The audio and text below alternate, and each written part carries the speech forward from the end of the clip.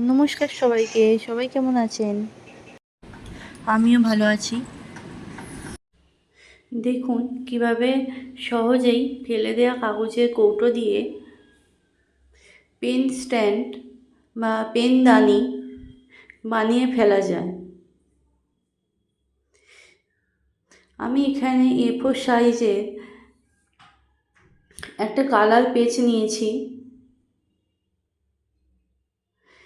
এবং প্রজাপতির আকারে সেটা কেটে নিয়েছি।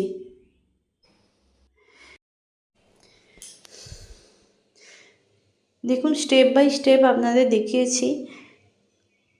অনেক সময় আমাদের স্কুলের বাচ্চাদের জন্য ওয়েস্ট মেটেরিয়াল দিয়ে কিছু হাতের কাজ করতে বলা হয়।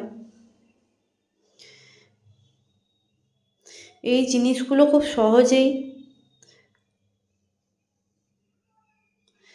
বানিয়ে ফেলা যায়। দেখুন সবটা দেখবেন এবং জানাবেন কেমন লাগলো, এবং আপনারাও এই জিনিসটা বানিয়ে ফেলতে পারেন।